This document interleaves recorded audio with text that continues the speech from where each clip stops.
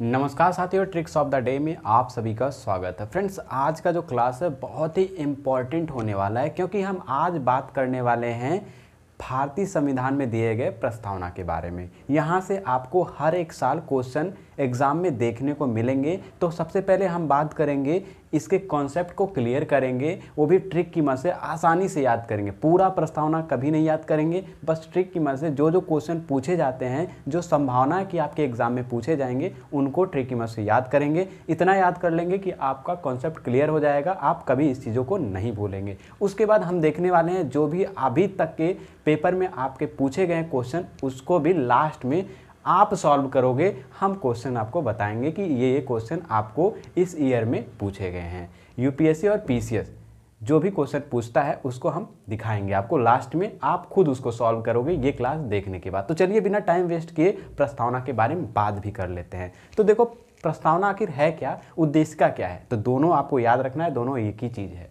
क्योंकि सबसे पहले जो उद्देशिका आई थी वो यूएसए से आई थी। मतलब जो भारतीय संविधान में आज उद्देशिका देखते हैं, ये कहाँ से ली गई, तो ये यूएसए से ली गई, यानी कि अमेरिका से ली गई। अगर उसकी भाषा की बात करें तो भाषा आपका ऑस्ट्रेलिया से ली गई। तीसरी बात अगर हम बात कर लें तो ये उद्देशिका भारतीय संविधान में आया कहाँ से। मन में तो क्वेश्चन बनेगा ना, ये उद्देशिका जो है भारतीय संविधान में आए कहाँ से। तो हमने कह दिया भाई यूएसए से आ गया, भाषा वहाँ से ले लिया ऑस्ट्रेलिया से, लेकिन आखिर लाया कौन। तो उद्देशिका जो है सबसे पहले 13 दिसंबर 1946 में जवाहरलाल नेहरू द्वारा 13 दिसंबर 1946 में संविधान सभा में पेश किया जाता है जवाहरलाल नेहरू द्वारा। 22 जनवरी 1947 में इसको पारित कर लिया जाता है। और ये चीज़ें तो हो गई, अब पारित हो गया, अब तो आ गई ना। लेकिन कई लोगों ने इसको कहा कि ये संविधान का भाग ही नहीं है। जैसे आप बात कर ले बेरूबारी यूनियन केस में आपने देखा है, बेरूबारी यूनियन केस में आपने 1960 में देखा है कि उन्होंने डायरेक्टली कहा ये क्या है। जब संशोधन की बात आई तो उन्होंने कहा ये भारतीय संविधान का भाग है ही नहीं, आप इसमें संशोधन कर ही नहीं सकते। तो फिर दिमाग में थोड़ा सा लोगों के मन में आया कि जब यह भारतीय संविधान में ये दिया है तो कैसे नहीं भारतीय संविधान का भाग है। तो फिर कुछ दिन के बाद 1973 में एक केस आता है। 1973 में एक केस आता है जिसको आप भी जानते हैं, केशवानंद भारती केस। इसमें सबसे पहले बात की गई 1973 में कि ये भारतीय संविधान का भाग है और क्या है, इसमें संशोधन में किया जा सकता है। ये चीज़ें कह दी गई कि ये जो आपका उद्देशिका यानी कि प्रस्तावना है, इसमें संशोधन किया जा सकता है क्योंकि ये भारतीय संविधान का भाग है। किसने कहा?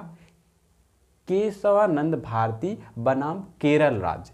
1973 में ये बात कही गई और तत्काल में 3 वर्ड को संविधान में ऐड कर दिया गया। कैवें संविधान संशोधन 42वें संविधान संशोधन 1976 द्वारा 3 शब्द को जोड़ा गया। कौन कौन से थे तो उसको भी हम याद करेंगे ट्रिक की मदद से। तो पहला था अखंडता, दूसरा था पंथनिरपेक्ष और तीसरा था समाजवादी। ये 3 वर्डों को जोड़ दिया गया। फिर और बात आगे आई तो कुछ उसके बाद फिर और बात आई तो LIC एक केस ऐसे कुछ था केस 1994 में उन्होंने भी ये बातें एक्सेप्ट की, क्या है भारतीय संविधान का भाग है, ये चीज़ें एक्सेप्ट की। अभी तक ये चीज़ें चलती आ रही हैं कि भाई ये भारतीय संविधान का भाग है तो संशोधन किया जा सकता है। यहाँ से आपको क्वेश्चन ऐसे ही मिलेगा। यूपीएससी अगर आपसे क्वेश्चन पूछती है तो आपसे यही क्वेश्चन पूछेगी कि बताइए किस केस के द्वारा ये निर्णय किया गया कि भारतीय संविधान का भाग या नहीं है। तो आप कह सकते हैं केशवानंद भारती। अभी हम बात करेंगे कैसे कैसे क्वेश्चन पूछे जा रहे हैं पेपर के साथ, कि किस सन में कैसे क्वेश्चन पूछे गए हैं, ये भी बात करेंगे। तो आप अभी कहीं मत जाइएगा, वीडियो को पूरा देखिएगा, क्योंकि अगर आप कॉन्सेप्ट देख लिए, क्लियर कर लिए, लेकिन क्वेश्चन कैसे पूछे जा रहे हैं आपके पेपरों में ये चीज़ जानना जरूरी है ना। तो आसानी से याद भी करना है, कॉन्सेप्ट क्लियर भी करना है ट्रिक की मदद से। ट्रिक ऐसा चीज़ होता है जी, एक बार आप देख लें और क्लियर कर लें तो कभी नहीं भूलेगा। तो बात करते हैं आगे, इतना सब कुछ चल गया। तो अब बात करते हैं भारतीय संविधान में जो प्रस्तावना है, इसमें कुछ चीज़ें तो कही गई होंगी। आप सोच रहे होंगे कि पूरा प्रस्तावना याद करना है, तो आपको पूरा प्रस्तावना कभी याद नहीं करना है। आपको बस उसमें जो बातें कही गई है ना उसको याद करना है। जैसे संविधान संशोधन में 3 वर्ड जोड़े गए हैं 42वें संविधान संशोधन 1973 में, ये 3 वर्ड क्या थे इसको याद रखना है। और इसमें क्या क्या है, इसमें 3 बातें कही गई है। एक न्याय की बात करता है, एक समानता की बात करता है, एक स्वतंत्रता की बात करता है। ये तीन चीज़ें बात करता है। कितने प्रकार की न्याय बात करता है, कितने प्रकार की स्वतंत्रता बात करता है और कितने प्रकार की समानता बात करता है। ये चीज़ें याद रखना, ये आपके एग्जाम में पूछे जाते हैं। तो कैसे पूछे जाते हैं अभी बात करेंगे। तो चलिए आइए बोर्ड पे आते हैं और कुछ वर्क भी कर लेते हैं। तो सबसे पहले हमने आपको बताया उद्देशिका कहाँ से ली गई, तो ये यूएसए से ली गई। अगर आपसे पूछे यूएसए उद्देशिका कहाँ से ली गई तो आप एक ही वर्ड में बोलेंगे कि ये यूएसए से ली गई। लेकिन अगर भाषा कहाँ से ली गई, भाषा कहाँ से ली गई किसकी, उद्देशिका की यानी कि प्रस्तावना की, तो आप ऑस्ट्रेलिया बोलेंगे। क्या, ऑस्ट्रेलिया। तो संविधान सभा में ये आया कहाँ से, तो ये आया जवाहरलाल नेहरू द्वारा।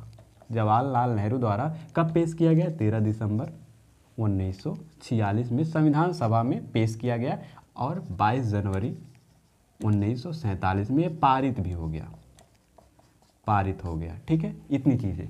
फिर हमने बात किया कि 1973 में एक संशोधन होता है जिसको हम 1973 में एक केस आता है। कौन केस आता है, केशवानंद भारती वीएस केरल राज्य। ये केस आता है 1973 में और इसमें कहा गया था कि ये क्या है, भारतीय संविधान का भाग है। ये चीज़ें याद रखना है। फिर जो इम्पोर्टेंट आपका बनता है कि इसमें प्रस्ताव उद्देशिका में कितने प्रकार के न्याय की बात करता है, ये चीज़ें देख लेते हैं और ट्रिक से याद भी करेंगे। तो न्याय की अगर बात करें, न्याय, और हमने बोला था कि भाई समानता भी दी जाती है। उसके बाद हमने कहा था समानता के साथ एक चीज़ और बात की थी, क्या, स्वतंत्रता भी दी जाती है। तीन चीज़ें बात की थी। न्याय कितने प्रकार की, तो 3 प्रकार की न्याय बात करता है। कौन सा,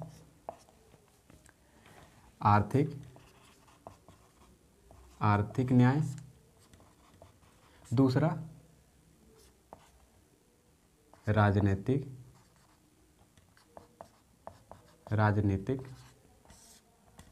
न्याय, तीसरा सामाजिक न्याय। ये 3 प्रकार के। आप सोच रहे हो कि इसको याद कैसे करेंगे, याद होगा ही नहीं, भूल जाता है, हमको भी भूल जाता है। लेकिन इसका अगर आप ट्रिक याद कर लेंगे तो आपको नहीं भूलेगा। अगर आप एक ट्रिक आसरा मतलब मतलब आर्थिक, स मतलब सामाजिक और रा मतलब राजनीतिक। तो अगर आप इस ट्रिक को, आसरा को याद रखेंगे, आसरा, इसको एक बार फिर से लिख देते हैं थोड़ा सा, आसरा, आसरा। अगर आसरा इसको याद रखेंगे, आसरा, ये बताओ किसी के सहारे, किसी के आसरे तो न्याय मांगने जाते हो, अकेले हिम्मत तो होती नहीं मांगने की न्याय। किसी से न्याय मांगना हो, अगर मान लो अपने न्याय के लिए लड़ना हो तो किसी का आसरा लेना पड़ेगा ना। तो आसरा अगर लेना है तो क्या करना है, याद करना है, आर्थिक।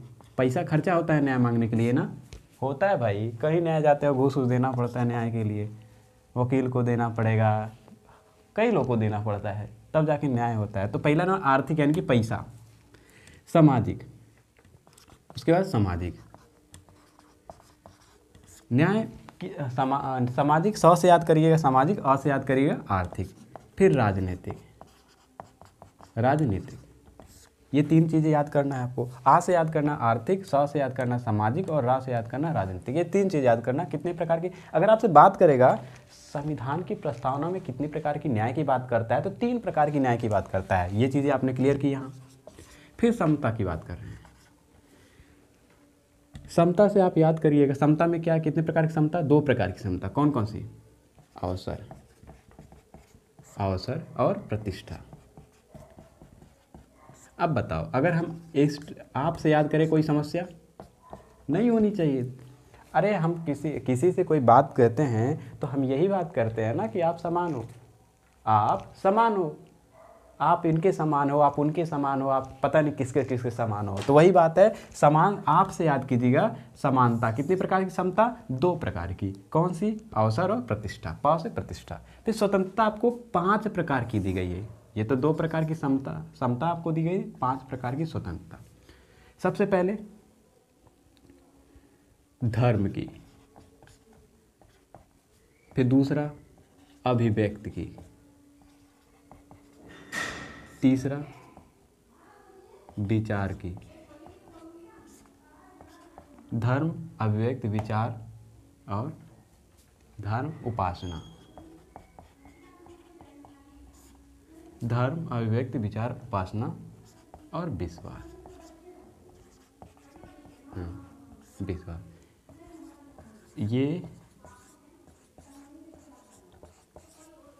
ये 5 प्रकार की आपको स्वतंत्रता मिली है, धर्म अभिव्यक्ति विचार उपासना और विश्वास। अगर आपको नहीं याद होता तो इसका भी आपको ट्रिक मिल जाएगा। कौन सा ट्रिक है इसका?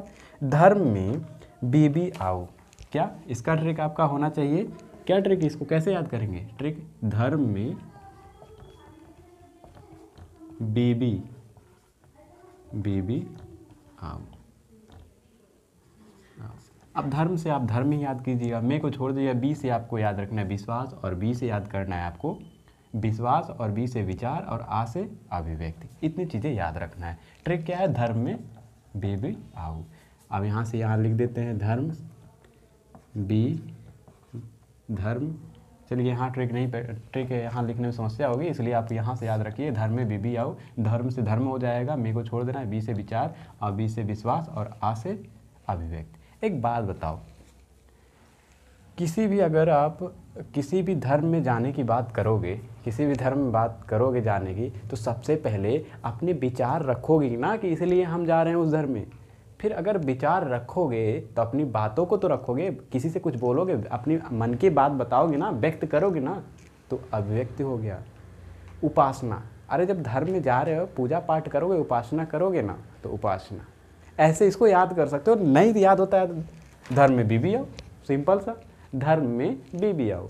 धर्म से धर्म, बी से विचार, वी से विश्वास, और आ से आपका हो जाएगा अभिव्यक्त, और ऊ से हो जाएगा उपासना। इतनी चीज़ें याद कर लेना। तो इतनी चीज़ें आपके एग्ज़ाम में पूछे जाते हैं, ठीक है। ये चीज़ें तो आपको 100% एग्ज़ाम में, हर एक एग्ज़ाम में आपको मिलेंगे, चाहे वनडे हो चाहे यूपीएससी, वही चीज़ें मिलेंगे। और ये चीज़ें भी वही चीज़ें, पीसीएस भी, ये सब पीसीएस और वनडे एग्ज़ाम में ये सारी चीज़ें मिलेंगी। ये भी चीज़ें आपको मिल जाएंगे, यूपीएससी में मिल जाएगा, ये सारी चीज़ें मिलेंगी। और यूपीएससी क्या पूछता है फिर?